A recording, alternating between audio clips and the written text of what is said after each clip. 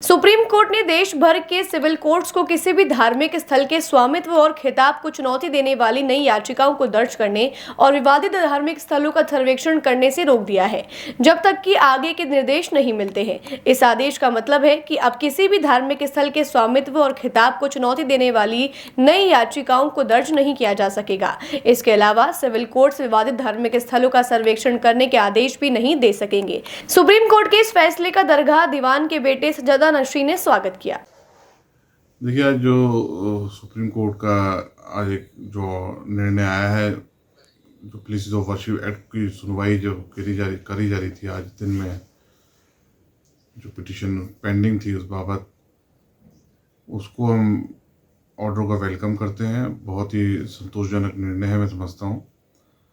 और ये देश में पिछले 15-20 दिनों से जो मामला बहुत बर्निंग इशू बने हुए थे, धार्मिक, एक कह सकते हैं धार्मिक कट्टरता को बढ़ावा दिया जा रहा था और एक दूसरे की आस्था के साथ खिलवाड़ किया जा रहा था और देश के सामाजिक और धार्मिक ताने बाने को तोड़ने का प्रयास किया था, उस पर एक तरह से इस आदेश से विराम लगेगा।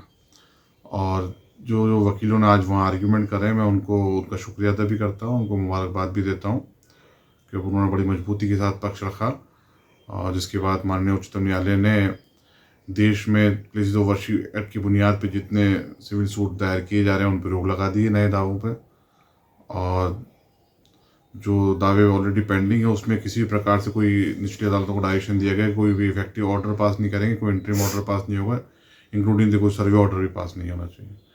तो ये एक बहुत पॉजिटिव शुरुआत है। इसमें देशवासियों के, मैं समझता हूँ, इसको बहुत पॉजिटिव लेना चाहिए, क्योंकि एक देश में नए अमन की शुरुआत कहूँगा मैं इसको। इसके साथ साथ मैं ये भी कहूँगा कि देशवासियों को मैसेज दूंगा कि हर देशवासी की जिम्मेदारी बनती है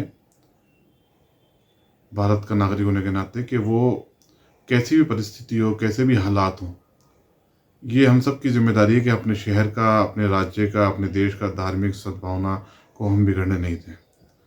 तो इसके लिए हम लोगों को सतर्क रहने की ज़रूरत है। कुछ लोग समाज में ऐसे होते हैं कि जो की पब्लिसिटी के लिए ऐसी हरकतें करते हैं या कोई षड्यंत्र पूर्व भी करते होंगे, लेकिन हमें ऐसे लोगों के षड्यंत्र को कामयाब नहीं होने देना चाहिए। हम सब लोगों की ध्यान रखना चाहिए। हमारे देश की ताकत, हमारी एकता, अखंडता है। आज हमारा देश विश्व गुरु बनने जा रहा है, तो ये हमारी जिम्मेदारी बनती है कि देश में धार्मिक सद्भावना कायम रहे, एक दूसरे के प्रति मोहब्बत, अमन कायम रहे और किसी भी प्रकार से हम एक दूसरे की धार्मिक आस्था को ठेस ना पहुँचाएँ, एक दूसरे की मज़हब पे किसी प्रकार से कोई उंगली ना उठाई जाए।